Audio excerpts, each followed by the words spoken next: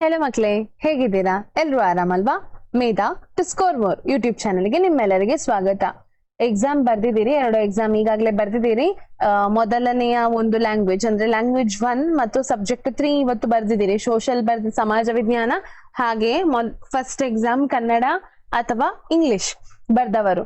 ಹೇಗಿತ್ತು ಎಕ್ಸಾಮ್? ಎಲ್ಲ ಆರಾಮಾಗಿ ಆಯ್ತಲ್ವಾ? ಇವತ್ತು ನಾವು ನಿಮ್ಗೆಲ್ಲ ಗೊತ್ತಿದೆ ನೆಕ್ಸ್ಟ್ ಎಕ್ಸಾಮ್ ಇರುವಂತಹದ್ದು ಸೈನ್ಸ್ ವಿಜ್ಞಾನ. ಹಾಗಾಗಿ ಇವತ್ತು ನಾವು ಉಳಿದ ಪಾಠದ ಒಂದು ನಿಯಂತ್ರಣ ಮತ್ತು ಸಹಭಾಗಿತ್ವ ಅನ್ನೋ ಪಾಠದ ರಿವಿಷನ್ ಮಾಡ್ಲಿಕ್ಕೆ ಇದ್ದೇವೆ. ಇಂಪಾರ್ಟೆಂಟ್ ಕ್ವೆಶನ್ ಅನ್ನ ಕಲೀಲಿಕ್ಕೆ ಇದ್ದೇವೆ. ಮತ್ತೆ ಇದ್ರ ನಾನು PDF ಹಾಕ್ತೇನೆ.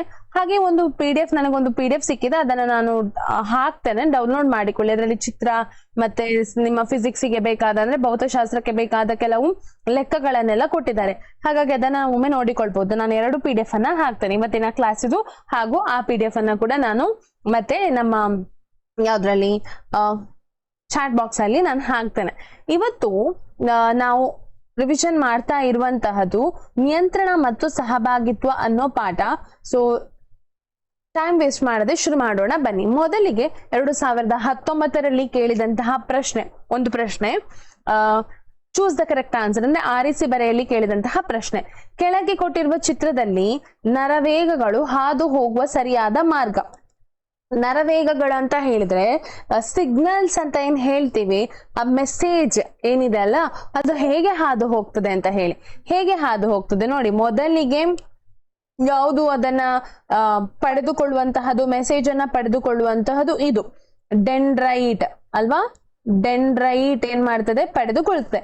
ಅನಂತರ ಇದು ಇದು ಏನು ಜೀವಕೋಶ ಅಲ್ವಾ, ನರಕೋಶ ಕೇಂದ್ರ ಅದನ್ನ ಏನ್ ಮಾಡ್ತದೆ, ಸ್ವಲ್ಪ ಪ್ರಾಸೆಸಿಂಗ್ ಎಲ್ಲ ಮಾಡ್ತದೆ. ಅನಂತರ ಅದನ್ನು ಆಕ್ಸಾನ್ ನ ಮೂಲಕ ಕಳಿಸುವಂತದ್ದು. ಇಲ್ಲಿಂದ ಇಲ್ಲಿಗೆ ಬರ್ತದೆ, ಇಲ್ಲಿಂದ ಇಲ್ಲಿಗೆ ಹೋಗ್ತದೆ, ಹಾಗೆ ಇಲ್ಲಿಂದ ಏನಾಗ್ತದೆ, QS ಇಂದ Q ಗೆ ಹೋಗ್ತದೆ. ಸೊ ಹಾಗಾಗಿ ಕರೆಕ್ಟ್ ಸೀಕ್ವೆನ್ಸ್ ಅಂತ ಹೇಳಿದ್ರೆ ಸರಿಯಾದ ಮಾರ್ಗ ನರವೇಗಗಳು ಹಾದು ಹೋಗುವಂತಹದ್ದು ಒಂದು PRSQ. PRSQ. ಈ ನರ ತುದಿಯಿಂದ ಇನ್ನೊಂದು ನರಕ್ಕೆ ಏನಾಗ್ತದೆ, ಹಾಗೆ ಡೆಂಡ್ರೈಟ್ ಕೋಶ ಕೇಂದ್ರ, ಹಾಗೆ ಆಕ್ಸಾನ್, ಮತ್ತೆ ಕೋಶ ತುದಿ ಅಥವಾ ನರಕೋಶ ತುದಿ ಉಂಟಲ್ಲ, ಹಾಗೆ ಹಾದು ಹೋಗ್ತದೆ ಇನ್ನೊಂದು ಯಾವುದಕ್ಕೆ, ನರಕೋಶಕ್ಕೆ. ಸೊ ಸರಿಯಾದ ಒಂದು ಆಪ್ಷನ್ ಅಂತ ಹೇಳಿದ್ರೆ ಡಿ. ನೆಕ್ಸ್ಟ್ ಪ್ರಶ್ನೆ ನೋಡಿ, 4 ಅಂಕದ ಹೊಂದಿಸಿ ಬರೆಯಿರಿ. ಪ್ರಶ್ನೆ ಕೇಳಲಾಗಿದ್ದು ಪ್ರಸ್ತುತ ಈ ಮಾದರಿ ಪ್ರಶ್ನೆ ಇರುವುದಿಲ್ಲ. ಸೊ ಈಗ ಏನಾಗಿದೆ ಅಂತ ಹೇಳಿದ್ರೆ, ಹೊಂದಿಸಿ ಬರೆ ಪ್ರಶ್ನೆ ಈಗ ಕೇಳ್ತಾ ಇಲ್ಲ. ಮುಂಚೆ ಅದನ್ನ ಕೇಳ್ತಾ ಇದ್ರು, ಸೊ ಈಗ ಅದನ್ನ ಕೇಳುದಿಲ್ಲ. ಹಾಗಾಗಿ ಇದೇನಾಗಿದೆ, ಈಗ ಕ್ಯಾನ್ಸಲ್ ಆಗಿದೆ. ಸೊ ಅದನ್ನ ಕೊಡ್ಲಿಲ್ಲ. ಓಕೆ, ನಾವು ನೆಕ್ಸ್ಟ್ ಗೆ ಹೋಗೋಣ. 2019 ಅಲ್ಲಿ ಜೂನ್ ಅಲ್ಲಿ ಅಂದ್ರೆ ಪೂರಕ ಪರೀಕ್ಷೆ ಏನಾಗಿತ್ತು ಅದರಲ್ಲಿ ಕೇಳಿದಂತಹ ಪ್ರಶ್ನೆ. ಮೊದಲ ಪ್ರಶ್ನೆ, ನ್ಯೂರಾನ್ ರಚನೆಯನ್ನು ತೋರಿಸುವ ಚಿತ್ರ ಬರೆದು ಕೆಳಗಿನ ಭಾಗಗಳನ್ನ ಗುರುತಿಸಿ. ಸ್ಪಷ್ಟವಾದ ಕೋಶ ಕೇಂದ್ರ ಅಂದ್ರೆ ನ್ಯೂಕ್ಲಿಯಸ್ ಹೊಂದಿರುವ ಭಾಗ ಮತ್ತು ಡೆಂಡ್ರೈಟ್ಗಳು.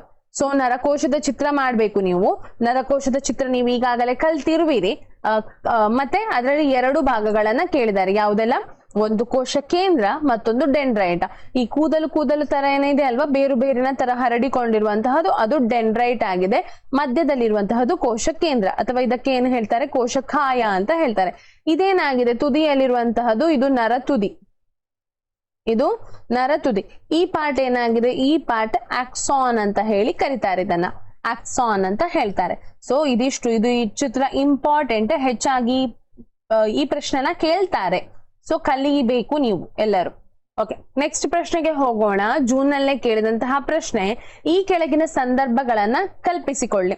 ಕಾರ್ಯಕ್ರಮದ ಕೊನೆಯಲ್ಲಿ ಚಪ್ಪಾಳೆ ತಟ್ಟುವುದು, ಏರುಪೇರಾಗುತ್ತಿರುವ ರಕ್ತದ ಒತ್ತಡ. ಈ ಸಂದರ್ಭಗಳು ಕ್ರಿಯಾತ್ಮಕವಾಗಿ ಹೇಗೆ ಭಿನ್ನವಾಗಿದೆ, ಕಾರಣ ಕೊಡಿ. ಮೊದಲ ಪ್ರಶ್ನೆ ಅಂದ್ರೆ ಮೊದಲಿಗೆ ಕೇಳಿದಂತಹ ಪ್ರಶ್ನೆ, ಕಾರ್ಯಕ್ರಮದ ಕೊನೆಯಲ್ಲಿ ಚಪ್ಪಾಳೆ ತಟ್ಟುವುದು. ಕಾರ್ಯಕ್ರಮದ ಕೊನೆಯಲ್ಲಿ ಚಪ್ಪಾಳೆ ತಟ್ಟುವುದು ಒಂದು ಐಚ್ಛಿಕ ಕ್ರಿಯೆ. ಐಚ್ಛಿಕ ಅಂತ ಹೇಳಿದ್ರೆ ನಮ್ಗೆ ಗೊತ್ತಿದೆ, ಕಾರ್ಯಕ್ರಮ ಮುಗ್ದ ನಂತರವೇ ನಾವು ಚಪ್ಪಾಳೆ ತಟ್ಟಬೇಕು ಅಂತ ಹೇಳಿ. ಅನೈಚ್ಛಿಕ ಕ್ರಿಯೆ ಅಲ್ಲ. ನಾವು ಚಪ್ಪಾಳೆ ತಟ್ಟಬೇಕಂತ ಹೇಳಿಯೇ ತಟ್ಟುವುದು.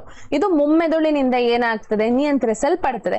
ಯಾವ ಭಾಗದಿಂದ ನಿಯಂತ್ರಿಸಲ್ಪಡುತ್ತದೆ, ಮುಮ್ಮೆದುಳಿನಿಂದ ನಿಯಂತ್ರಿಸಲ್ಪಡುತ್ತದೆ.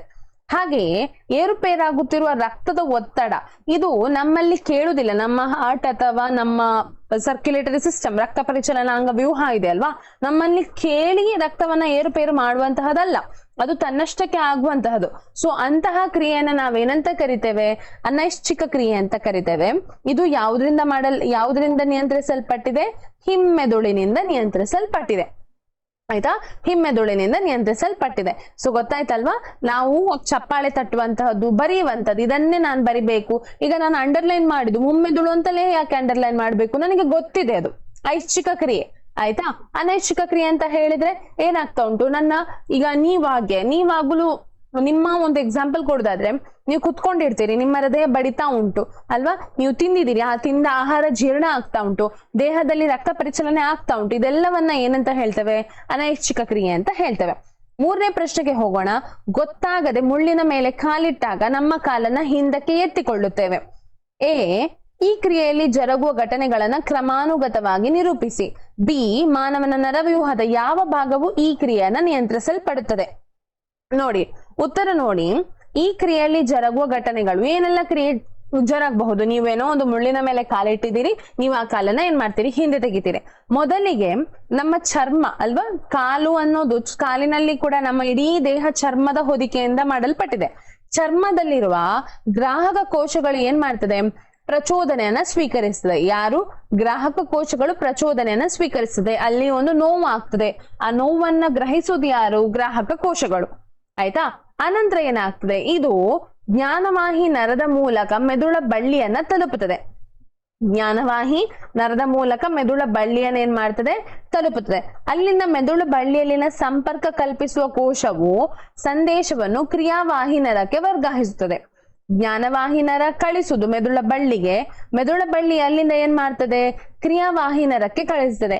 ಈ ಕ್ರಿಯಾವಾಹಿ ನರವು ದೇಹದ ಈ ಸಂದೇಶವನ್ನು ಕಾರ್ಯನಿರ್ವಾಹಕ ಘಟಕಗಳಿಗೆ ತಲುಪಿಸ್ತದೆ ಅಂತ ಹೇಳಿದ್ರೆ, ಕಾರ್ಯನಿರ್ವಾಹಕ ಘಟಕಗಳು ಅಂತ ಹೇಳಿದ್ರೆ ನಮ್ಮ ಮಸಲ್ಸ್, ಸ್ನಾಯುಗಳೇನಿದೆ ಅಲ್ವಾ, ಅದು ಕಾರ್ಯನಿರ್ವಾಹಕ ಘಟಕಗಳು. ಆಗ ಆ ಕಾಲನ್ನ ನಾವೇನ್ ಮಾಡ್ತೇವೆ? ಹಿಂದಕ್ಕೆ ತೆಗೆದುಕೊಳ್ತೇವೆ. ಅರ್ಥ ಆಗ್ತಾ ಉಂಟ ನಿಮಗೆ? ನಮ್ಮ ಕಾಲಿನಲ್ಲಿರುವ, ಚರ್ಮದಲ್ಲಿರುವ ಕೆಲವು ಜೀವಕೋಶಗಳು, ಅವುಗಳನ್ನ ಏನಂತ ಹೇಳ್ತೇವೆ? ಸೆನ್ಸರಿ ಆರ್ಗನ್ಸ್ ಏನಿದೆ ಅಲ್ವಾ? ಸೆನ್ಸರಿ ಆರ್ಗನ್ಸ್ ಅಂದ್ರೆ ಏನು? ನಮ್ಗೆ ಸೆನ್ಸ್ ಮಾಡುವಂತಹ ಕೆಲವು ಪಂಚೇಂದ್ರಿಯಗಳು, ಇಂದ್ರಿಯಗಳು ಏನಿದೆ ಅಲ್ವಾ? ಸೊ ಅವುಗಳು ಅಂದ್ರೆ ಚರ್ಮ ಕೂಡ ಅದರಲ್ಲಿ ಒಂದು.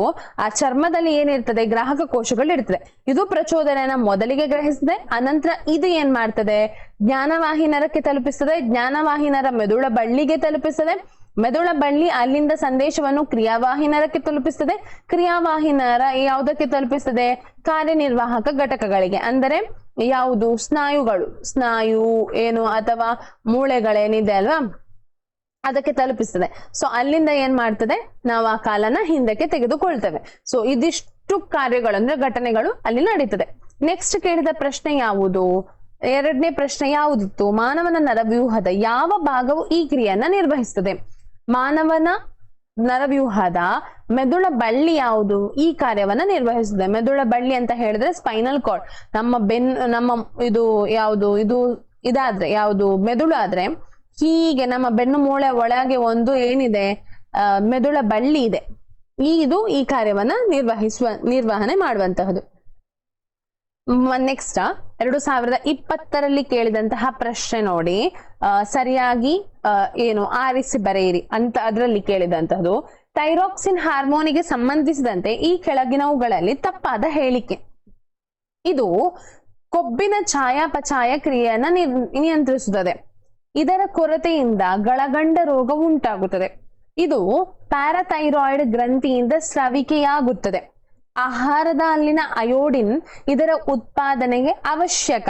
ನೋಡಿ, ಮೊದಲನೆಯದು ನೋಡಿ, ಇದು ಕೊಬ್ಬಿನ ಚಯಾಪಚಯ ಕ್ರಿಯೆಯನ್ನ ನಿಯಂತ್ರಿಸುತ್ತದೆ. ಸರಿ, ಹಾರ್ಮೋನು ಥೈರಾಕ್ಸಿನ್ ಹಾರ್ಮೋನ್ ಅದನ್ನೇ ಕೆಲಸ ಮಾಡೋದು. ಇದರ ಕೊರತೆಯಿಂದ ಗಳಗಂಡ ರೋಗ ಉಂಟಾಗ್ತದೆ. ನಮ್ಮ ಇದು ಉಂಟಲ್ಲ, ಗಂಟಲು ದಪ್ಪ ಊದಿಕೊಂಡು ಒಂದು ರೋಗ ಬರ್ತದೆ.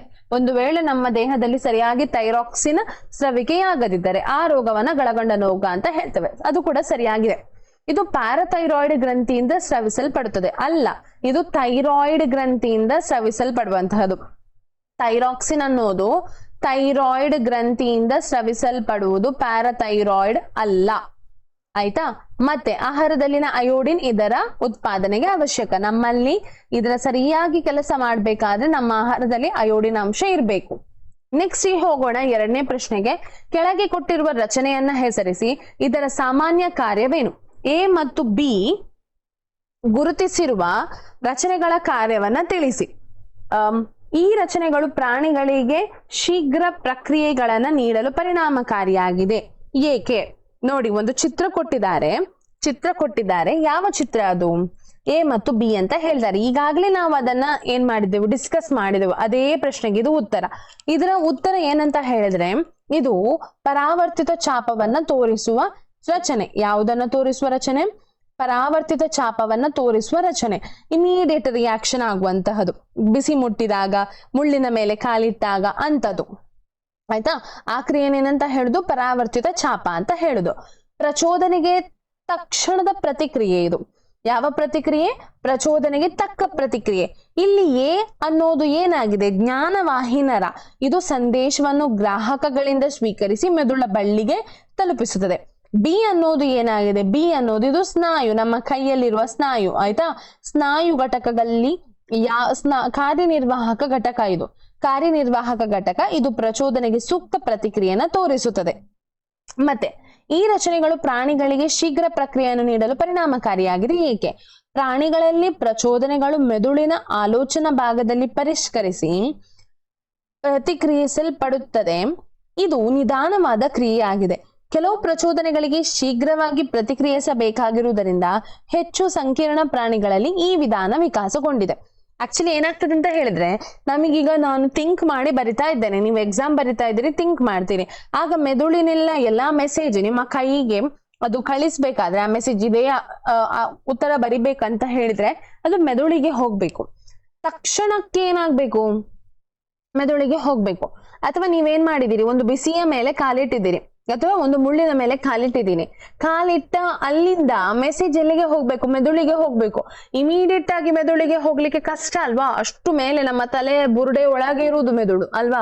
ಅಷ್ಟು ಹೋಗ್ಲಿಕ್ಕೆ ಕಷ್ಟ ಆಗ್ತದೆ. ಆಗ ಏನ್ ಮಾಡ್ತದೆ? ಇಮಿಡಿಯೇಟ್ ಆಗಿ ಮೆಸೇಜ್ ಅಲ್ಲಿಂದ ಮೆದುಳ ಬಳ್ಳಿಗೆ ಹೋಗ್ತದೆ. ಮೆದುಳ ಬಳ್ಳಿ ನಮ್ಮ ಬೆನ್ನು ಮೂಳೆಯ ತುದಿಯ ತನಕ ಇರುವ ಕಾರಣ ಎಲ್ಲಿಯಾದ್ರೂ ಸ್ವಲ್ಪ ಅದಕ್ಕೆ ರಿಸೀವ್ ಆದ್ರು ಅಂದ್ರೆ ಮೆಸೇಜ್ ಅದಕ್ಕೆ ಸಿಕ್ಕಿದ್ರು ಸಾಕು, ಅದು ತನ್ನ ಕಾರ್ಯವನ್ನ ನಿರ್ವಹಿಸ್ತದೆ. ಅದಕ್ಕೋಸ್ಕರ ಏನಾಗಿದೆ? ಇದು ಮೆದುಳಿಗೆ ಹೋಗಿ ಅಲ್ಲಿಂದ ಅದು ಕ್ರಿಯೆ ನಡೆಸಿ ಶೀಘ್ರವಾಗಿ ಅದರ ಒಂದು ಕ್ರಿಯೆಗಳನ್ನ ನಡೆಸಿ ಮೆಸೇಜ್ ಅನ್ನು ನಿಮ್ಮ ಕಾಲಿಗೆ ತಲುಪಿಸುವುದಕ್ಕಿಂತ ಮೆದುಳ ಬಳ್ಳಿಗೆ ಕಳಿಸುವುದು ಅತ್ಯುತ್ತಮ. ಹಾಗಾಗಿ ಏನಾಗಿದೆ? ಇದೊಂದು ಪ್ರಾಣಿಗಳಲ್ಲಿ, ಅಂದ್ರೆ ಯಾವುದು ಸಂಕೀರ್ಣ ಪ್ರಾಣಿಗಳಲ್ಲಿ, ನಮ್ಮಂತಹ ದೊಡ್ಡ ದೊಡ್ಡ ಪ್ರಾಣಿಗಳಿಗೆ ಇದು ಅವಶ್ಯಕವಾಗಿದೆ. ನೆಕ್ಸ್ಟ್ ಹೋಗೋಣ. ಸೆಪ್ಟೆಂಬರ್ 2020 ಅಂದ್ರೆ ಆ ವರ್ಷ ಕೊರೋನಾ ವರ್ಷ, ಹಾಗಾಗಿ ಗೊತ್ತಿರ್ಬೋದು ನಿಮಗೆ. ಸೆಪ್ಟೆಂಬರ್ 2020 ಏನಾಯಿತು? ಹೆದರಿಕೆಯಿಂದಾಗಿ ಒಬ್ಬ ವ್ಯಕ್ತಿಯ ಮುಖ ಬೆಳಚಿಕೊಂಡಿದೆ, ಅವನ ಉಸಿರಾಟದ ವೇಗ ಹೆಚ್ಚಾಗಿದೆ. ವ್ಯಕ್ತಿಯು ಈ ಪರಿಸ್ಥಿತಿಯನ್ನು ಎದುರಿಸಲು ಸಿದ್ಧವಾಗುವಂತೆ ಮಾಡುವ ಪ್ರಕ್ರಿಯೆಯನ್ನ ವಿವರಿಸಿ. ನೋಡಿ, ಒಬ್ಬ ಹೆದರಿ ಹೋಗಿದ್ದಾನೆ, ಅವನ ಉಸಿರಾಟದಲ್ಲಿ ಏರಿಳಿತ ಇದೆ, ವೇಗ ಹೆಚ್ಚಾಗಿದೆ. ಆ ಪರಿಸ್ಥಿತಿಯನ್ನು ನಿಯಂತ್ರಣ ಮಾಡ್ಲಿಕ್ಕೆ ಅಥವಾ ಆ ಪರಿಸ್ಥಿತಿಯನ್ನ ಎದುರಿಸ್ಲಿಕ್ಕೆ ನಮಗೆ ಕೆಲವು ಹಾರ್ಮೋನುಗಳ ಅಗತ್ಯತೆ ಇದೆ. ಈ ಹಾರ್ಮೋನುಗಳು ಯಾವುದು ಅಂತ ಹೇಳಿ ನೋಡೋಣ. ಈ ಪರಿಸ್ಥಿತಿಯನ್ನು ಎದುರಿಸಲು ದೇಹದಲ್ಲಿ ಅಡ್ರಿನಲಿನ್ ಹಾರ್ಮೋನು ಸ್ರವಿಸಲ್ಪಡುತ್ತದೆ. ಇದರ ಪರಿಣಾಮದಿಂದಾಗಿ ಮುಖದ ಸ್ನಾಯುಗಳು ಸಂಕುಚಿತಗೊಂಡಾಗ ಚರ್ಮಕ್ಕೆ ರಕ್ತದ ಪೂರೈಕೆ ಕಡಿಮೆಯಾಗುವುದರಿಂದ ಮುಖ ಬೆಳಚಿಕೊಳ್ಳುತ್ತದೆ. ಅಂದ್ರೆ ನಮ್ಮ ಮುಖ ಸಪ್ಪೆ ಆಗುವಂತಹ ಏನಿದೆ ಅಲ್ವಾ, ಎಕ್ಸ್ಪ್ರೆಷನ್ಸ್ ಎಲ್ಲ ಏನ್ ತೋರಿಸ್ತೀವಿ ಹೆದರಿಕೆ ಆದಾಗ, ಅದು ಹಾಗೆ ಆಗುದು. ಮತ್ತೆ ಪಕ್ಕೆಲುಬಿನ ಸ್ನಾಯುಗಳು ಈ ವಪೆಯ ಸಂಕೋಚನದಿಂದ ಉಸಿರಾಟದ ವೇಗ ಹೆಚ್ಚಾಗುತ್ತದೆ. ಯಾವುದು? ಪಕ್ಕೆಲುಬಿನ ಸ್ನಾಯುಗಳು ಹಾಗೂ ವಪೆಯ ಸಂಕುಚನೆಯಿಂದಾಗಿ ಉಸಿರಾಟದ ವೇಗ ಏನಾಗ್ತದೆ? ಹೆಚ್ಚಾಗ್ತದೆ. ಈ ಅಡ್ರಿನಲ್ ಅನ್ನು ಸ್ರವಿಸುವಂತಹ ಗ್ರಂಥಿ ಯಾವುದು? ಅಡ್ರಿನಲ್. ಇದನ್ನ ಸ್ರವಿಸುವಂತಹ ಗ್ರಂಥಿ ಅಡ್ರಿನಲ್. ಓಕೆ, ನೆಕ್ಸ್ಟ್ ಗೆ ಹೋಗೋಣ. 2ನೇ ಪ್ರಶ್ನೆ. ಮಾನವನ ಮಿದುಳಿನ ನೀಳಛೇದ ನೋಟ ತೋರಿಸುವ ಚಿತ್ರ ಬರೆದು ಈ ಕೆಳಗಿನ ಭಾಗಗಳನ್ನ ಗುರುತಿಸಿ. ಮಧ್ಯದ ಮೆದುಳು ಎಲ್ಲಾ ಅಂಗಗಳಲ್ಲಿ ಬೆಳವಣಿಗೆಯನ್ನು ಪ್ರಚೋದಿಸುವ ಗ್ರಂಥಿ. ಸೊ ಎಲ್ಲಾ ಅಂಗಗಳಲ್ಲಿ ಬೆಳವಣಿಗೆಯನ್ನ ಪ್ರಚೋದಿಸುವ ಗ್ರಂಥಿಯನ್ನ ಪಿಟ್ಯೂಟರಿ ಗ್ರಂಥಿ ಅಂತ ಹೇಳ್ತಾರೆ. ಯಾಕೆ ಹೇಳಿದ್ರೆ ಇದು ಬೆಳವಣಿಗೆಯ ಹಾರ್ಮೋನ್ ಅನ್ನ ಸ್ರವಿಸ್ತದೆ. ಬೆಳವಣಿಗೆಯ ಹಾರ್ಮೋನ್ ಅನ್ನ ಯಾವ್ದು ಮಾಡ್ತದೆ? ಸ್ರವಿಸುವಂತಹದ್ದು ಪಿಟ್ಯೂಟರಿ ಗ್ರಂಥಿ. ಹಾಗೆಯೇ ಮಧ್ಯದ ಮೆದುಳು ಮಧ್ಯದಲ್ಲಿ ಇದೆ. ಸೊ ಈ ಚಿತ್ರ ತುಂಬಾ ಇಂಪಾರ್ಟೆಂಟ್. ಪ್ರತಿ ಸಲ ಈ ಚಿತ್ರವನ್ನ ಕೇಳಿರ್ತಾರೆ. ಸೊ ಹಾಗಾಗಿ ನೀವು ಕಲಿಬೇಕಾಗ್ತದೆ, ಎಲ್ಲಾ ಪಾಠಗಳನ್ನ ಕಲಿಬೇಕಾಗ್ತದೆ. 3ನೇ ನೆಕ್ಸ್ಟ್ ಹೋಗೋಣ. ಜುಲೈ 2021ರಲ್ಲಿ MCQ ಮಾದರಿಯ ಪರೀಕ್ಷೆ ನಡೆದದು. ಸೊ ಅಲ್ಲಿ ಕೇಳಿದಂತಹ ಕೆಲವು ಪ್ರಶ್ನೆಗಳು ನೋಡಿ. ಮೊದಲ ಪ್ರಶ್ನೆ, ಮಾನವನ ದೇಹದಲ್ಲಿ ಕಾರ್ಬೋಹೈಡ್ರೇಟ್, ಪ್ರೋಟೀನ್ ಮತ್ತು ಕೊಬ್ಬಿನ ಚಯಾಪಚಯ ಕ್ರಿಯೆಯನ್ನು ನಿಯಂತ್ರಿಸುವಂತಹ ಹಾರ್ಮೋನು. ಎಲ್ಲದರ ಚಯಾಪಚಯ ಕ್ರಿಯೆಯನ್ನ ನಿಯಂತ್ರಿಸುವ ಹಾರ್ಮೋನ್ ಅನ್ನು ಥೈರಾಕ್ಸಿನ್.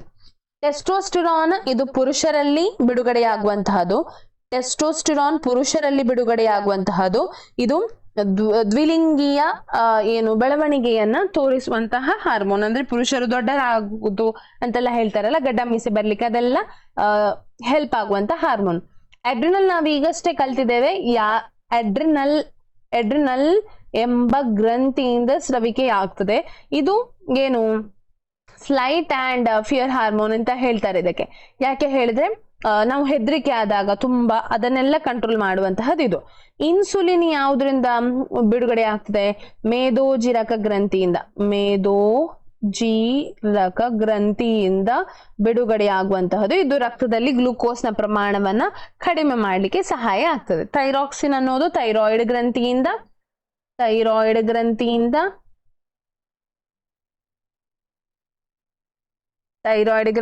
ಇದು ಗಂಟಲ ಭಾಗದಲ್ಲಿ ಇದೆ. ಇದು ಯಾವುದ್ರದ್ದು? ಕೊಬ್ಬು ಮತ್ತೆ ಕಾರ್ಬೋಹೈಡ್ರೇಟ್, ಪ್ರೋಟೀನ್ ನ ಚಯಾಪಚಯ ಕ್ರಿಯೆಯನ್ನ ನಿಯಂತ್ರಿಸುವಂತಹ ಹಾರ್ಮೋನು. ಎರಡನೇ ಪ್ರಶ್ನೆ ನೋಡಿ, ಮೊಳೆಯುತ್ತಿರುವ ಬೀಜವಿರುವ ಕುಂಡವನ್ನು ಒಂದು ಕತ್ತಲೆ ಕೋಣೆಯಲ್ಲಿ ಇಡಲಾಗಿದೆ. ಉರಿಯುತ್ತಿರುವ ಮೇಣದ ಬತ್ತಿಯನ್ನು ಅದರ ಸಮೀಪ ಕೆಲವು ದಿನಗಳವರೆಗೆ ಇಡಲಾಗುತ್ತದೆ. ಮೊಳಕೆಯ ಮೇಲ್ಭಾಗವು ಉರಿಯುತ್ತಿರುವ ಮೇಣದ ಬತ್ತಿಯ ಬೆಳಕಿನ ಕಡೆಗೆ ಬಾಗುತ್ತದೆ. ಇದು ಯಾವ ಕ್ರಿಯೆ? ರಾಸಾಯನಿಕ ಅನುವರ್ತನೆ ಅಲ್ಲ. ರಾಸಾಯನಿಕ ಯಾವುದು ಅಲ್ಲಿ ಬಿಡುಗಡೆ ಆಗ್ಲಿಲ್ಲ. ಹಾಗಾದ್ರೆ ಇದು ದ್ಯುತಿ ಅನುವರ್ತನೆ. ದ್ಯುತಿ ಅಂತ ಹೇಳಿದ್ರೆ ಬೆಳಕು. ಹಾಗಾಗಿ ಬೆಳಕಿನ ಕಡೆಗೆ ಚಲಿಸುವುದನ್ನ ಏನಂತ ಹೇಳ್ತಾರೆ? ದ್ಯುತಿ ಅನುವರ್ತನೆ ಅಂತ ಹೇಳ್ತಾರೆ. ಗುರುತ್ವಾನುವರ್ತನೆ ಅಂದ್ರೇನು? ಭೂಮಿಯ ಕಡೆಗೆ ಗುರುತ್ವಾಕರ್ಷಣೆ ಇರುವಂತಹದ್ದು ಭೂಮಿ ಅಲ್ವಾ? ಭೂಮಿಯ ಕಡೆಗೆ ಚಲಿಸುವುದನ್ನು ಗುರುತ್ವಾನುವರ್ತನೆ ಅಂತ ಹೇಳ್ತಾರೆ. ಜಲಾನುವರ್ತನೆ ಅಂತ ಹೇಳಿದ್ರೆ ನೀರಿನ ಕಡೆಗೆ ಚಲಿಸುವಂತಹ ಒಂದು ಅನುವರ್ತನೆಯನ್ನ ಜಲಾನುವರ್ತನೆ ಅಂತ ಹೇಳ್ತಾರೆ. ಎರಡು ನರಕೋಶಗಳ ಮಧ್ಯ ಇರುವ ಸ್ಥಳಾವಕಾಶ. ಡೆಂಡ್ರೈಟ್, ಆಕ್ಸಾನ್, ಸಂಸರ್ಗ ಮತ್ತು ಕೋಶಕಾಯ. ಎರಡು ನರಕೋಶಗಳ ಮಧ್ಯೆ, ಇದು ನರಕೋಶ ಆಗಿ ಇದ್ರ ತುದಿಗೂ ಇಲ್ಲಿಂದ ಡೆಂಡ್ರಾಯ್ಡ್ ನ ತುದಿಗೂ ಇರುವಂತಹ ಮಧ್ಯದ ಒಂದು ಏನಿದೆಯಲ್ವಾ, ಅದಕ್ಕೆ ಸಂಸರ್ಗ ಅಂತ ಹೇಳ್ತಾರೆ. ನಾನು ತೋರಿಸ್ತೇನೆ ನೋಡಿ. ಇಲ್ಲಿ ನೋಡಿ, ಇದು ನೋಡಿ ಕಾಣ್ತದ? ಈ ಗ್ಯಾಪ್ ನೋಡಿ, ಈ ಗ್ಯಾಪ್ ಅನ್ನ ಸಂಸರ್ಗ ಅಂತ ಹೇಳ್ತಾರೆ. ಸಂಸರ್ಗ.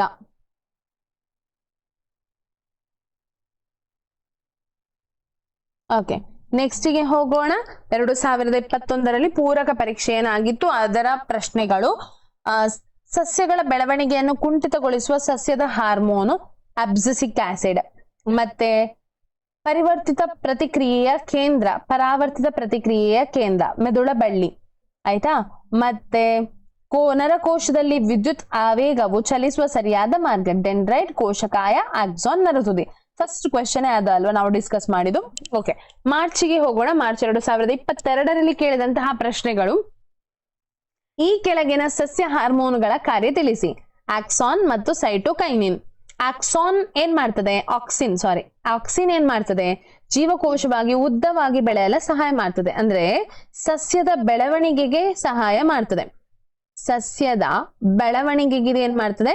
ಸಹಾಯ ಮಾಡ್ತದೆ. ಆದ್ರೆ ಸೈಟೋಕೈನಿನ್ ಏನ್ ಮಾಡ್ತದೆ? ಹಣ್ಣು ಮತ್ತು ಬೀಜಗಳಲ್ಲಿ ಕೋಶ ವಿಭಜನೆಯನ್ನು ಉತ್ತೇಜಿಸುತ್ತದೆ. ಹಣ್ಣು ಮತ್ತು ಬೀಜಗಳು ಕೋಶ ವಿಭಜನೆಯನ್ನು ಏನ್ ಮಾಡ್ತದೆ? ಉತ್ತೇಜಿಸ್ತದೆ. ಹಣ್ಣಾಗುವಂತಹ ಕ್ರಿಯೆ ಏನಾಗ್ತದೆ ನೋಡಿ, ಅದು ಯಾವುದರಿಂದ ಆಗುವಂತಹದ್ದು? ಸೈಟೋಕೈನಿನ್ ಇಂದ ಆಗುವಂತಹದ್ದು. ಹಾಗೆ ಇನ್ನೊಮ್ಮೆ ನೋಡಿ, ಮೆದುಳಿನ ಚಿತ್ರ ಕೇಳಿದ್ದಾರೆ. ಇಲ್ಲಿ ಮಹಾಮಸ್ತಿಷ್ಕ ಮತ್ತು ಅನುಮಸ್ತಿಷ್ಕವನ್ನ ಕೇಳಿದ್ದಾರೆ. ಸೊ ಹಾಗಾಗಿ ನೀವು ಏನ್ ಮಾಡ್ಬೇಕೀಗ? ಅದರ ಮೆದುಳಿನ ಚಿತ್ರ ಸರಿಯಾಗಿ ಕಲಿಲೇಬೇಕು. ಆಯ್ತಾ? ಅದನ್ನ ಕಲ್ತಿರ್ತೀರಿ ಈಗಾಗಲೇ, ನೀವು 3 ಎಕ್ಸಾಮ್ ಬರ್ದಿರ್ತೀರಿ ನೀವು. ಸೊ ಇನ್ನೊಮ್ಮೆ ಸರಿಯಾಗಿ ಕಲೀರಿ, ಅದು ಬಂದೇ ಬರ್ತದೆ ಹೆಚ್ಚಾಗಿ. ನೆಕ್ಸ್ಟ್ ಹೋಗೋಣ. ಜೂನ್ 2022ರಲ್ಲಿ ಕೇಳಿದಂತಹ ಪ್ರಶ್ನೆ. ಸಸ್ಯಗಳಲ್ಲಿ ಧನ ಗುರುತ್ವಾವರ್ತನೆಗೆ ಒಂದು ಉದಾಹರಣೆ. ಕಾಂಡದ ಬೆಳವಣಿಗೆ. ಕಾಂಡ ಯಾವಾಗಲೂ ಭೂಮಿಯಿಂದ ಮೇಲಕ್ಕೆ ಬರುವಂತಹದ್ದು ಅಲ್ವಾ? ಮೇಲಕ್ಕೆ ಬರುವಂತಹದ್ದು. ಧನ ಗುರುತ್ವಾಕರ್ಷಣೆ ಅಲ್ಲ, ಇದು ಋಣ ಗುರುತ್ವಾಕರ್ಷಣೆ ಆಗ್ತದೆ. ಆಯ್ತಾ. ಬಳ್ಳಿಗಳ ಕುಡಿಗಳ ಬೆಳವಣಿಗೆ, ಇದು ಕೂಡ ಋಣ ಗುರುತ್ವಾಕರ್ಷಣೆ, ಮೇಲಕ್ಕೆ ಚಲಿಸ್ತದೆ. ಬೇರುಗಳ ಮೇಲ್ಮುಖ ಬೆಳವಣಿಗೆ ಅಲ್ಲ, ಇದು ಮೇಲ್ಮುಖವಾಗಿ ಚಲಿಸುವುದು ಇದೇನಾಗ್ತದೆ, ಋಣ ಗುರುತ್ವಾಕರ್ಷಣೆ ಆಗಿದೆ. ಮಣ್ಣಿನ ಆಳಕ್ಕೆ ಬೇರುಗಳು ಇಳಿತದಲ್ವಾ, ನೋಡಿ ಮಣ್ಣು ಇದ್ರೆ ಅದ್ರ ಆಳಕ್ಕೆ ಹೀಗೆ ಇಳಿತಾ ಹೋಗ್ತದಲ್ಲ, ಭೂಮಿಗೆ ಹತ್ರವಾಗಿ ಇಳಿತಾ ಹೋಗುವಂತಹದ್ದು ಯಾವುದೇನಾಗಿರ್ತದೆ, ಅದು ಧನ ಗುರುತ್ವಾಕರ್ಷಣೆಗೆ ಒಂದು ಉದಾಹರಣೆ. ಸಸ್ಯಗಳಲ್ಲಿ ಬೆಳವಣಿಗೆಯನ್ನ ಪ್ರತಿಬಂಧಿಸುವ ಹಾರ್ಮೋನ್ ಯಾವುದು? ಅಬ್ಸಿಸಿಕ್. ಅಂದ್ರೆ ಪ್ರತಿಬಂಧಿಸುವ ಅಂತ ಹೇಳಿದ್ರೆ ಅದು ಬೆಳೆಯದ ರೀತಿ, ಬೆಳವಣಿಗೆಯನ್ನು ಕುಂಠಿತಗೊಳಿಸುವಂತಹದ್ದು ಯಾವುದು? ಅಬ್ಸಿಸಿಕ್ ಆಮ್ಲ. ಮೂರನೇದು ನೋಡಿ, ಇನ್ನೊಮ್ಮೆ ಚಿತ್ರ ಕೇಳಿದ್ದಾರೆ, ಮಧ್ಯದ ಮೆದುಳು ಮತ್ತು ಅನುಮಸ್ತಿಷ್ಕ ಕೇಳಿದ್ದಾರೆ. ಸೊ ಹಾಗಾಗಿ ನೀವು ಇನ್ನೊಮ್ಮೆ ಕಲೀಲೇಬೇಕು. 3 ಸಲ ಆಯ್ತು ನೋಡಿ, ಈಗಾಗಲೇ ನಾವು 3 ಸಲ ನೋಡಿದ್ವಿ ಮೆದುಳಿನ ಚಿತ್ರವನ್ನ. ಓಕೆ, ಏಪ್ರಿಲ್ 2023ರಲ್ಲಿ ಅಂದ್ರೆ ಕಳೆದ ವರ್ಷ ಬಂದಂತಹ ಪ್ರಶ್ನೆಗಳು. ಒಬ್ಬ ವ್ಯಕ್ತಿಯು ಹಾವನ್ನ ನೋಡಿದಾಕ್ಷಣ ಪ್ರಾರಂಭಿಸುತ್ತಾನೆ. ಈ ಸಂದರ್ಭದಲ್ಲಿ ಪರಾವರ್ತಿತ ಆವೇಗವು ಸಾಗುವ ಸರಿಯಾದ ಮಾರ್ಗ ಗ್ರಾಹಕ ಕೋಶಗಳಿಗೆ ತಲುಪುತ್ತದೆ. ಅಲ್ಲಿಂದ ಜ್ಞಾನವಾಹಿ ನರಕೋಶ, ಮೆದುಳ ಬಳ್ಳಿ, ಸಂಬಂಧ ಕಲ್ಪಿಸುವ ನರಕೋಶ, ಕ್ರಿಯಾವಾಹಿ ನರಕೋಶ ಮತ್ತು ಕಾರ್ಯನಿರ್ವಾಹಕ. ಆಯ್ತಾ, ಇದು ಚರ್ಮದಲ್ಲಿದೆ. ಚರ್ಮದಿಂದ ಏನಾಗ್ತದೆ, ಮೆಸೇಜ್ ಜ್ಞಾನವಾಹಿ ನರಕೋಶಕ್ಕೆ ತಲುಪ್ತದೆ, ಅಲ್ಲಿಂದ ಮೆದುಳ ಬಳ್ಳಿ ಅದನ್ನ ಕ್ರಿಯಾವಾಹಿಗೆ ತಲುಪಿಸೋದಕ್ಕಿಂತ ಮುಂಚೆ ಇಲ್ಲೊಂದು ನರಕೋಶ ಇದೆ, ಸಂಬಂಧ ಕಲ್ಪಿಸುವ ನರಕೋಶ. ಅದು ಯಾವುದಕ್ಕೆ ಮೆಸೇಜ್ ಅನ್ನ ಕಳಿಸ್ತದೆ? ಕ್ರಿಯಾವಾಹಿ ನರಕೋಶಕ್ಕೆ ಕಳಿಸ್ತದೆ. ಹಾಗೆ ಅದು ಕಾರ್ಯನಿರ್ವಾಹಕ ಅಂದ್ರೆ ಸ್ನಾಯುಗಳಿಗೆ ಏನ್ ಮಾಡ್ತದೆ, ಮೆಸೇಜ್ ಅನ್ನ ಕಳಿಸ್ತದೆ. ಹಾಗಾಗಿ ನಾವೇನ್ ಮಾಡ್ತೇವೆ, ಓಡ್ಲಿಕ್ಕೆ ಹೆಲ್ಪ್ ಆಗ್ತದೆ. ನೆಕ್ಸ್ಟ್ ಹೋಗೋಣ, 2ನೇ ಪ್ರಶ್ನೆ. ಸಸ್ಯಗಳಲ್ಲಿ ಅಬ್ಸಿಸಿಕ್ ಆಮ್ಲದ ಪಾತ್ರವೇನು? ಸಸ್ಯಗಳಲ್ಲಿ ಇದು ಬೆಳವಣಿಗೆಯನ್ನ ಪ್ರತಿಬಂಧಿಸುತ್ತದೆ, ಅಂದ್ರೆ ಕುಂಠಿತ ಮಾಡುವಂತಹ ಕೆಲಸವನ್ನು ಯಾರು ಮಾಡ್ತಾರೆ? ಅಬ್ಸಿಸಿಕ್ ಆಮ್ಲ ಮಾಡ್ತದೆ. ಇನ್ನೊಮ್ಮೆ ನೋಡಿ, ಮೆದುಳಿನ ಚಿತ್ರ ಕೇಳಿದ್ದಾರೆ. 3ನೇ ಪ್ರಶ್ನೆ ಪುನಃ ನೋಡಿ, ರಿಪೀಟ್ ಆಗಿದೆ ಪ್ರಶ್ನೆ. ಸೊ ಹಾಗಾಗಿ ಈಗ ಇನ್ನೊಮ್ಮೆ ನಾನು ಹೇಳ್ತಾ ಇದ್ದೇನೆ, ಸರಿಯಾಗಿ ಮೆದುಳಿನ ಚಿತ್ರ ಕಲೀರಿ, ಬಂದೇ ಬರ್ತದೆ. 2023ರಲ್ಲಿ ಬಂದಂತಹ ಪೂರಕ ಪರೀಕ್ಷೆಯಲ್ಲೇ ಕೂಡ ಮೆದುಳಿನ ಚಿತ್ರ ಕೇಳಿದ್ದಾರೆ. ಹಾಗಾಗಿ ನಿಮ್ಗೀಗ ಅರ್ಥ ಆಗಿರಬಹುದು, ಪ್ರತಿ ವರ್ಷ ಈ ಪ್ರಶ್ನೆ ರಿಪೀಟ್ ಆಗ್ತಾ ಇದೆ. 2019ರಲ್ಲಿ ನೋಡಿದ್ವಿ, 19ರಲ್ಲಿ ಇರ್ಲಿಲ್ಲ, 19ರಲ್ಲಿ ಇತ್ತು, 20ರಲ್ಲಿ ಇರ್ಲಿಲ್ಲ. ಅಂದ್ರೆ ಯಾಕೆ ಹೇಳಿದ್ರೆ ಅಲ್ಲಿ ಯಾವ್ದಿದ್ದು MCQ ಮಾದರಿಯಂತಹ ಪ್ರಶ್ನೆ, ಆರಿಸಿ ಬರೆಯ ಮಾದರಿ ಅಂತ ಪ್ರಶ್ನೆ ಇದ್ದದ್ದು. ಸೊ ಅಲ್ಲಿ ರಿಪೀಟ್ ಆಯ್ತು, 2022ರಲ್ಲಿ ರಿಪೀಟ್ ಆಯ್ತು, 23ರಲ್ಲಿ ಪುನಃ ರಿಪೀಟ್ ಆಗಿದೆ. ಸೊ ಹಾಗಾಗಿ ಸರಿಯಾಗಿ ಕಲಿಯುವುದು ಉತ್ತಮ. ಮತ್ತೆ ನೋಡಿ, 2ನೇ ಪ್ರಶ್ನೆ. ಬಳ್ಳಿ ಸಸ್ಯವೊಂದು ಬೆಳೆದಂತೆ ನಿರ್ದಿಷ್ಟ ದಿಕ್ಕಿನ ಕಡೆಗೆ ಏನ್ ಮಾಡ್ತದೆ, ಅದು ಚಲಿಸುತ್ತಿರುವಂತೆ ಕಾಣ್ತದೆ. ಹೇಗೆ? ಬಳ್ಳಿ ಕುಡಿಗಳು ಒಂದು ಆಧಾರ ಸ್ತಂಭಕ್ಕೆ ಸುತ್ತಿಕೊಂಡಾಗ ಸಸ್ಯದ ತುದಿಯಲ್ಲಿ ಆಕ್ಸಿನ್ ಹಾರ್ಮೋನ್ ಹೆಚ್ಚಿನ ಪ್ರಮಾಣದಲ್ಲಿ ಉತ್ಪತ್ತಿ ಆಗುತ್ತದೆ. ಯಾಕೆ ಹೇಳಿದ್ರೆ ಆ ತುದಿ ಏನ್ ಮಾಡ್ಬೇಕು, ಇಲ್ಲಿ ಬೆಳವಣಿಗೆ ಆಗಬೇಕು. ಆ ತುದಿ ಏನ್ ಮಾಡ್ಬೇಕು, ಇಲ್ಲಿ ಬೆಳವಣಿಗೆ ಸರಿಯಾಗಿ ಆಗ್ಬೇಕು. ಸೊ ಹಾಗಾಗಿ ಇಲ್ಲಿ ಏನಾಗ್ತದೆ, ಆಕ್ಸಿನುಗಳ ಉತ್ಪಾದನೆ ಆಗ್ತಾ ಇರ್ತದೆ. ಈ ಪಾರ್ಟ್ ಯಾಕೆ ಹೇಳಿದ್ರೆ ಇದು ಉದ್ದ ಬೆಳೀತಾ ಹೋಗ್ಬೇಕು ಅಲ್ವಾ? ಹೌದು. ಮತ್ತೆ ಹೆಚ್ಚಿನ ಪ್ರಮಾಣದಲ್ಲಿ ಉತ್ಪತ್ತಿ ಆಗುತ್ತದೆ. ಇದು ಜೀವಕೋಶಗಳು ಉದ್ದವಾಗಿ ಬೆಳೆಯಲು ಕೂಡ ಪ್ರಚೋದಿಸುವುದರಿಂದ ಆಧಾರವನ್ನು ಸುತ್ತಿಕೊಂಡು ನಿರ್ದಿಷ್ಟ ದಿಕ್ಕಿನಲ್ಲಿ ಬೆಳೆಯುತ್ತದೆ. ಇದೇನ್ ಮಾಡ್ತದೆ, ಆಧಾರವನ್ನ ಹಿಡಿದುಕೊಂಡು ಅದು ಬೆಳೀತಾ ಹೋಗ್ತದೆ. ಅದರಂತೆ ಬೆಳಕು, ಗುರುತ್ವ ಮತ್ತು ನೀರಿನ ಪ್ರಚೋದನೆಗಳಿಗೂ ಸಹ ನಿರ್ದಿಷ್ಟ ದಿಕ್ಕಿನಲ್ಲಿ ಬೆಳವಣಿಗೆಯನ್ನ ತೋರ್ತದೆ.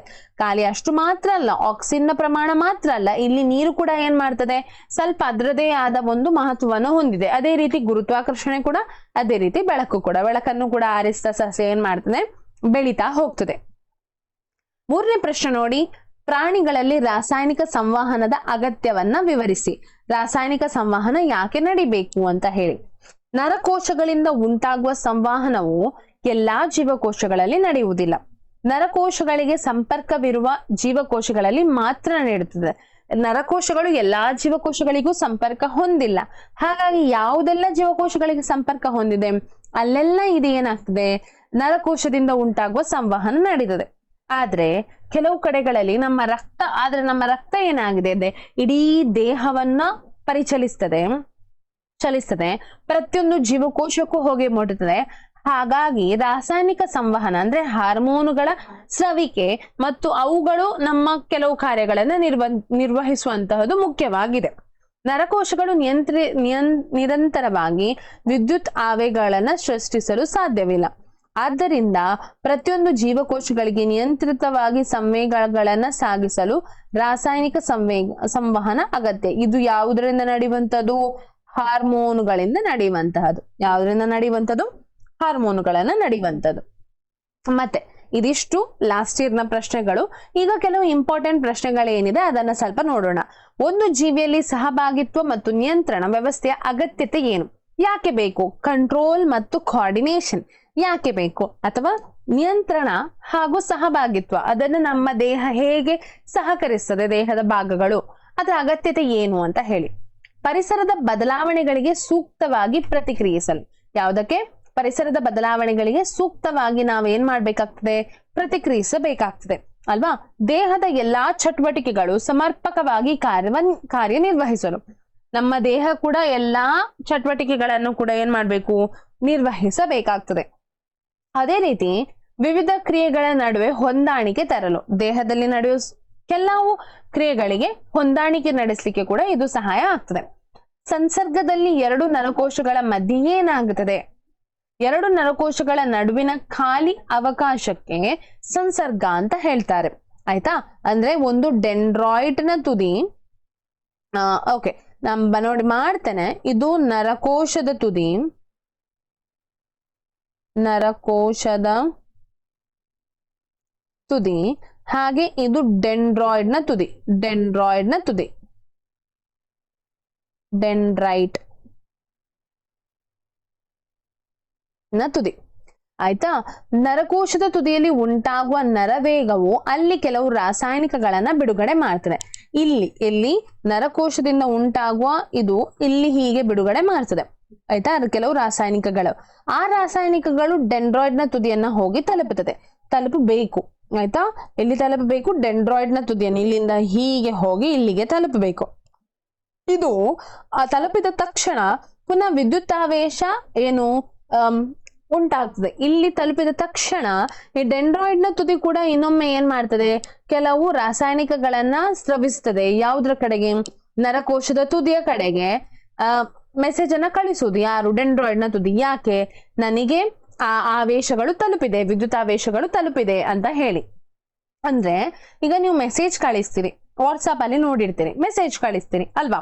ಮೆಸೇಜ್ ಕಳಿಸಿದಾಗ ಏನಾಗ್ತದೆ? ಅದು ಹೋಗಿ ನಿಮ್ಮ ಮೆಸೇಜ್ ಹೋಗಿ ನೀವು ಯಾರಿಗೆ ಕಳಿಸಿದ್ದೀರಿ ಅವರಿಗೆ ತಲುಪಿದ್ರೆ ಆ ಎರಡು ಟಿಕ್ ಬರ್ತದೆ ಅಲ್ವಾ? ಟಿಕ್ ಮಾರ್ಕ್ ಬರ್ತದೆ. ಅವರು ಒಂದ್ ವೇಳೆ ಮೆಸೇಜ್ ಓದಿದ್ರೆ ಅದು ಬ್ಲೂ ಟಿಕ್ಕಿಗೆ ಪರಿವರ್ತನೆ ಆಗ್ತದೆ. ಅಂದ್ರೆ ನಿಮ್ಗೆ ಆಗ ಗೊತ್ತಾಗ್ತದೆ ಆ ವ್ಯಕ್ತಿ ಮೆಸೇಜ್ ಅನ್ನ ಓದಿದ್ದಾರೆ ಅಂತ ಹೇಳಿ. ಅದೇ ನರಕೋಶ ಫಸ್ಟ್ ಏನ್ ಮಾಡ್ತದೆ? ಕೆಲವು ರಾಸಾಯನಿಕಗಳನ್ನ ಬಿಡುಗಡೆ ಮಾಡ್ತದೆ. ಅದು ಹೋಗಿ ಡೆಂಡ್ರಾಯ್ಡ್ ನ ತುದಿಯನ್ನು ತಲುಪುತ್ತದೆ. ಅಲ್ಲಿಂದ ಪುನಃ ಡೆಂಡ್ರಾಯ್ಡ್ ನ ತುದಿ ಇನ್ನೂ ಕೆಲವು ರಾಸಾಯನಿಕಗಳನ್ನ ತಲುಪುತ್ತದೆ, ಅಂದ್ರೆ ಸ್ರವಿಸ್ತದೆ. ಅದು ನರಕೋಶದ ತುದಿಗೆ ಹೋಗಿ ತಲುಪುತ್ತದೆ. ಅದರ ಅರ್ಥ ಡೆಂಡ್ರಾಯ್ಡ್ ನ ತುದಿ ರಾಸಾಯನಿಕಗಳನ್ನ ಸ್ರವಿಸುವ ಅರ್ಥ ಅಂದ್ರೆ ವಿದ್ಯುತ್ತಾವೇಶಗಳು ಏನಾಗಿದೆ ಅಂದ್ರೆ ಅದನ್ನ ನಾವು ಪಡೆದಿದ್ದೇವೆ ಅಂತ ಹೇಳಿ. ಡೆಂಡ್ರಾಯ್ಡ್ ನ ತುದಿ ಅದನ್ನ ಪಡೆದಿದೆ ಅಂತ ಹೇಳಿ. ಓಕೆ, ನೆಕ್ಸ್ಟ್ ಕ್ವೆಶ್ಚನ್ಗೆ ಹೋಗೋಣ.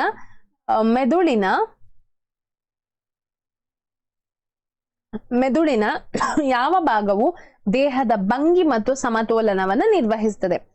ಹಿಮ್ಮೆದುಳಿನ ಅನುಮಸ್ತಿಷ್ಕ ಭಾಗವು ದೇಹದ ಭಂಗಿ ಮತ್ತು ಸಮತೋಲನವನ್ನ ನಿರ್ವಹಿಸುತ್ತದೆ. ಪೋಸ್ಚರ್ ಮತ್ತು ನಾವು ಬ್ಯಾಲೆನ್ಸ್ ಆಗಿ ನಿಲ್ಲುವಂತಹದ್ದು ಅದನ್ನ ಯಾರು ನಿರ್ವಹಿಸುವುದು? ಹಿಮ್ಮೆದುಳಿನ ಅನುಮಸ್ತಿಷ್ಕ. ಹಿಮ್ಮೆದುಳಿನ ಅನುಮಸ್ತಿಷ್ಕ ಇದನ್ನ ಏನ್ ಮಾಡ್ತದೆ? ನಿಯಂತ್ರಿಸ್ತದೆ. ನಾವು ಒಂದು ಅಗರಬತ್ತಿ ಗಂಧದ ಕಡ್ಡಿಯ ವಾಸನೆಯನ್ನ ಹೇಗೆ ಕಂಡು ಹಿಡಿಯುತ್ತೇವೆ? ನೋಡಿ ಹೇಳ್ತೇನೆ. ಅಗರಬತ್ತಿಯ ವಾಸನೆಯ ಕಣಗಳು ಗಾಳಿಯಲ್ಲಿ ವಿಸರಣೆಗೊಳ್ತದೆ. ನಿಮ್ಗೆಲ್ಲ ಗೊತ್ತುಂಟು, ಗಾಳಿಯಲ್ಲಿ ಹೋಗ್ತದೆ. ಒಬ್ಬ ಸೆಂಟ್ ಹಾಕಿದ್ರೆ ಕೂಡ ಹಾಗೆ ಗಾಡಿಯಲ್ಲಿ ಹೋಗ್ತಾ ಇರ್ಬೇಕಾದ್ರೆ ಅವನ ಸೆಂಟಿನ ಪರಿಮಳ ನಮಗೆ ತಲುಪುತ್ತದೆ. ಅದು ಕೂಡ ಕಾರಣ ಇದೆ ಅಲ್ವಾ? ಮೂಗಿನಲ್ಲಿರುವ ಗ್ರಾಹಕ ಕೋಶಗಳು ಅದನ್ನ ಏನ್ ಮಾಡ್ತದೆ? ಗ್ರಹಿಸಿ ಗ್ರಾಣ ನರಗಳ ಮೂಲಕ ಮೆದುಳಿಗೆ ಏನ್ ಮಾಡ್ತದೆ? ರವಾನೆ ಆಗ್ತದೆ. ಈ ಮೆದುಳು ಈ ವಾಸನೆಯ ಕಣಗಳನ್ನ ಗ್ರಹಿಸ್ತದೆ. ಮೆದುಳು ಏನ್ ಮಾಡ್ತದೆ? ಈ ವಾಸನೆಯ ಕಣಗಳನ್ನ ಗ್ರಹಿಸ್ತದೆ. ಎಲ್ಲಿಂದ? ಫಸ್ಟಿಗೆ ಗಾಳಿಯಲ್ಲಿ ಆ ಅಗರಬತ್ತಿಯ ಕಣಗಳು, ವಾಸನೆಯ ಕಣಗಳು ವಿಸರಣೆ ಆಗ್ತದೆ. ಅದನ್ನ ನಮ್ಮ ಮೂಗಿನಲ್ಲಿರುವ ಗ್ರಾಹಕ ಕೋಶಗಳು ಗ್ರಹಿಸ್ತದೆ, ಗ್ರಾಣ ನರ ಕೋಶಕ್ಕೆ ತಲುಪಿಸ್ತದೆ. ಅದು ಮೆದುಳಿಗೆ ತಲುಪಿಸ್ತದೆ. ಆ ಮೆದುಳು ಈ ವಾಸನೆಯ ಕಣಗಳನ್ನ ಕಂಡು ಹಿಡಿತದೆ. ನೆಕ್ಸ್ಟ್ ಪ್ರಶ್ನೆ, ಮುಟ್ಟಿದರೆ ಮುನಿ ಎಂಬ ಸಸ್ಯದ ಎಲೆಗಳ ಚಲನೆಯು ಬೆಳಕಿನ ಕಡೆಗೆ ಚಲಿಸುವ ಕಾಂಡದ ಚಲನೆಗಿಂತ ಹೇಗೆ ಭಿನ್ನವಾಗಿದೆ? ನೋಡಿ, ಇದನ್ನ ನೋಡೋಣ. ಮುಟ್ಟಿದರೆ ಮುನಿ, ನಾಚಿಕೆ ಮುಳ್ಳು ಎಲ್ಲರೂ ನೋಡಿರ್ತೀರಿ ಅಲ್ವಾ? ಅದ್ರ ಚಲನೆ ಮತ್ತು ಬೆಳಕಿನ ಕಡೆಗೆ ಚಲಿಸುವಂತಹ ಕಾಂಡದ ಚಲನೆಗಿರುವ ವ್ಯತ್ಯಾಸ. ಮುಟ್ಟಿದರೆ ಮುನಿ ಸಸ್ಯ ಇದು ಸ್ಪರ್ಶದಿಂದ ಪ್ರಚೋದನೆ ಆಗಿದೆ. ಯಾವುದರಿಂದ ಪ್ರಚೋದನೆ ಆಗ್ತದೆ? ಇದು ಸ್ಪರ್ಶದಿಂದ ಪ್ರಚೋದನೆ ಆಗ್ತದೆ. ಸ್ಪರ್ಶ ಅಂತ ಹೇಳಿದ್ರೆ ನಾವು ಮುಟ್ಟುವುದರಿಂದ ಪ್ರಚೋದನೆ ಆಗ್ತದೆ. ಆದ್ರೆ ಇದಕ್ಕೆ ಯಾವುದು ಪ್ರಚೋದನೆ ಆಗಿದೆ? ಬೆಳಕು ಪ್ರಚೋದನೆ ಆಗಿದೆ. ಯಾವುದು? ಸಸ್ಯಗಳ ಬೆಳವಣಿಗೆಗೆ. ಚಲನೆಯು ಪ್ರಚೋದನೆಯ ದಿಕ್ಕನ್ನು ಅವಲಂಬಿಸಿಲ್ಲ. ಇಲ್ಲಿ ಯಾವ ದಿಕ್ಕಲ್ಲಿ ಚಲಿಸಬೇಕು ಚಲನೆ ಅಂತ ಹೇಳಿ ಇಲ್ಲ. ಜಸ್ಟ್ ಏನಾಗ್ತದೆ, ಆ ಎಲೆಗಳು ಮುಚ್ಚಿಕೊಳ್ತದೆ ಅಲ್ವಾ? ಆದ್ರೆ ಇಲ್ಲಿ ದಿಕ್ಕನ್ನು ಅವಲಂಬಿಸಿದೆ. ಯಾವುದು?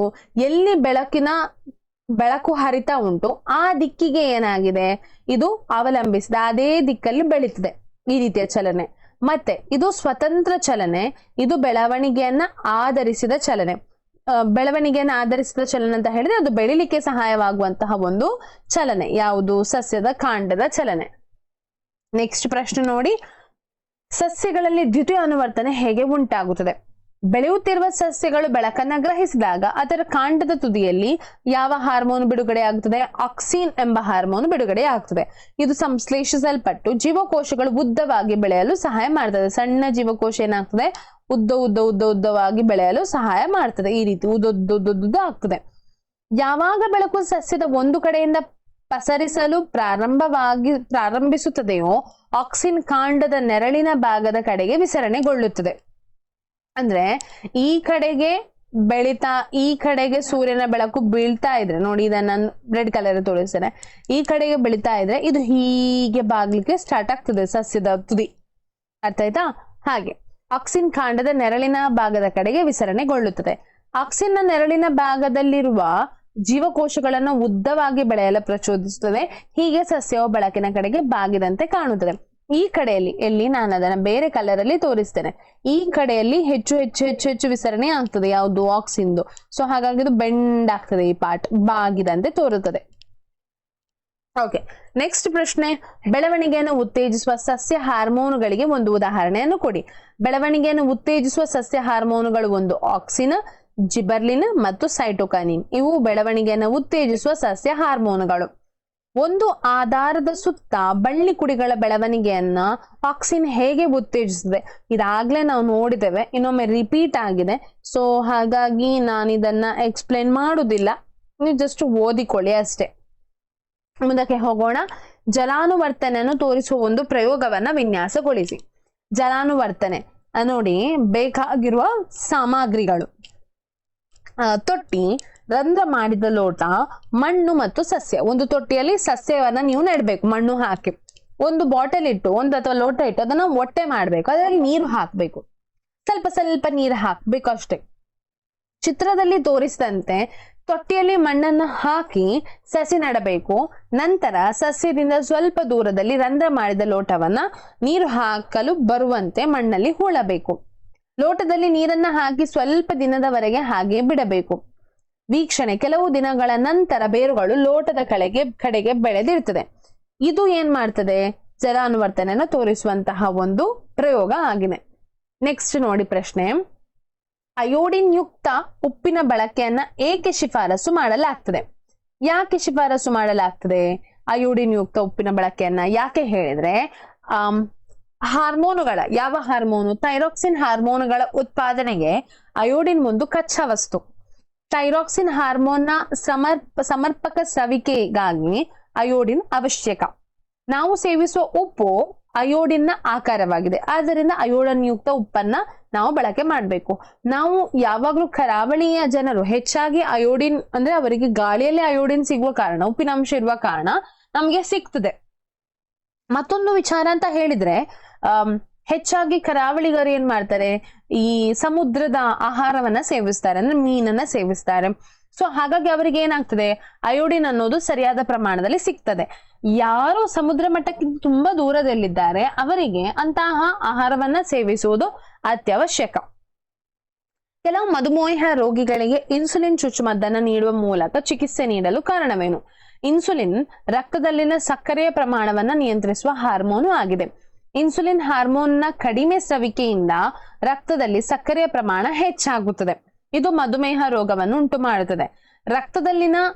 ಆದ್ದರಿಂದ ರಕ್ತದಲ್ಲಿನ ಸಕ್ಕರೆ ಪ್ರಮಾಣವನ್ನ ನಿಯಂತ್ರಿಸಲು ಮಧುಮೇಹ ರೋಗಿಗಳಿಗೆ ಇನ್ಸುಲಿನ್ ಚುಚ್ಚುಮದ್ದನ್ನು ನೀಡುವ ಮೂಲಕ ಚಿಕಿತ್ಸೆ ನೀಡಲಾಗ್ತದೆ. ಇನ್ಸುಲಿನ್ ಅನ್ನೋದು ಯಾವುದನ್ನ ಕಡಿಮೆ ಮಾಡ್ತದೆ? ರಕ್ತದಲ್ಲಿ ಸಕ್ಕರೆಯ ಪ್ರಮಾಣವನ್ನ ಕಡಿಮೆ ಮಾಡ್ತದೆ.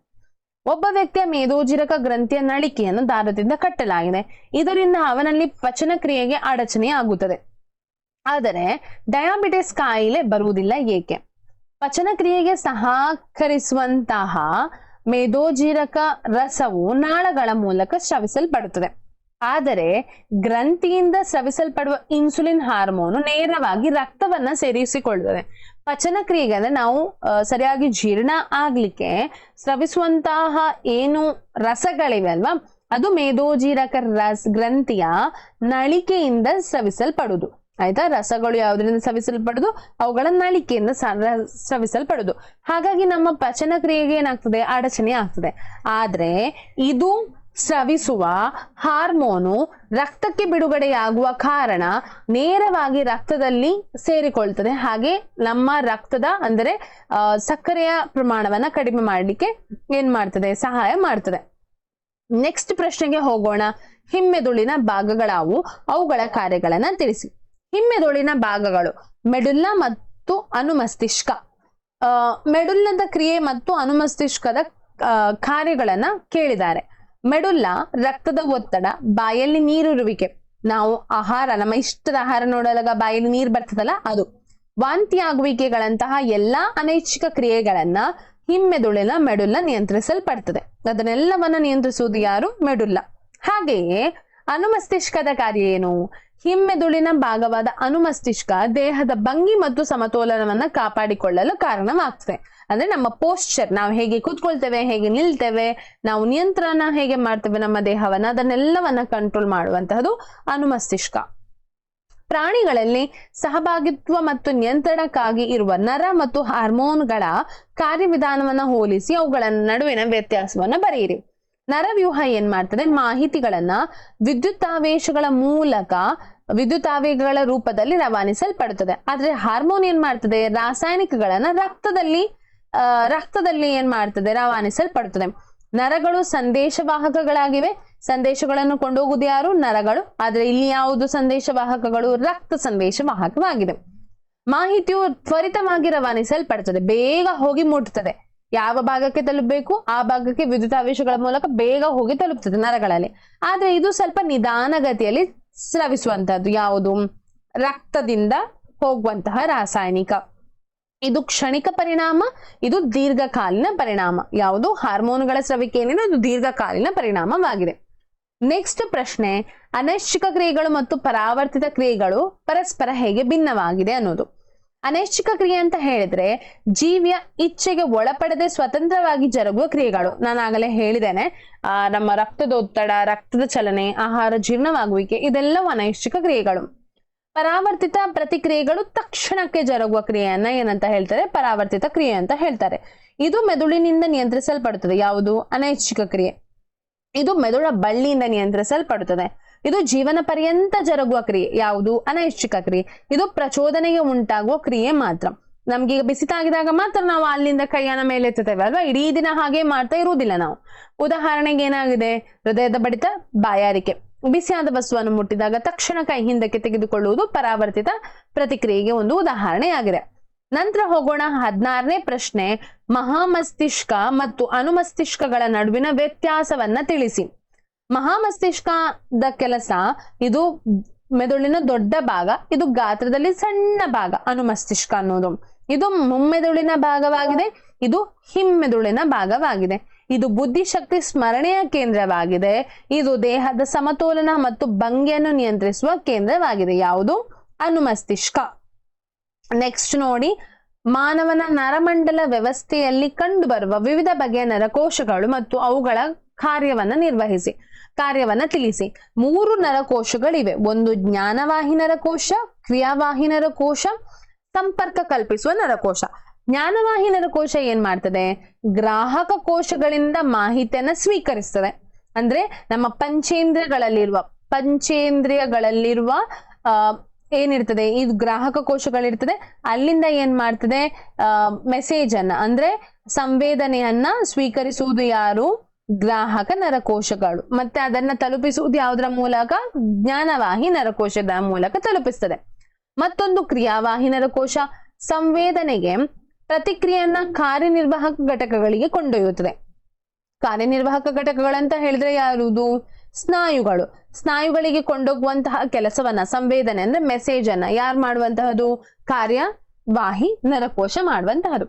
ಅದೆರಡರ ಮಧ್ಯದಲ್ಲಿ ಅವೆರಡಕ್ಕೂ ಸಂಪರ್ಕ ಕಲ್ಪಿಸುವಂತದ್ದು ಅಂದ್ರೆ ನರಕೋಶದಿಂದ ಮೆದುಳ ಬಳ್ಳಿಗೆ, ಮೆದುಳ ಬಳ್ಳಿಯಿಂದ ಕ್ರಿಯಾವಾಹಿ ನರಕ್ಕೆ ಸಂಪರ್ಕವನ್ನ ಕಲ್ಪಿಸುವುದು ಯಾರು, ಸಂಪರ್ಕ ಕಲ್ಪಿಸುವ ನರಕೋಶ.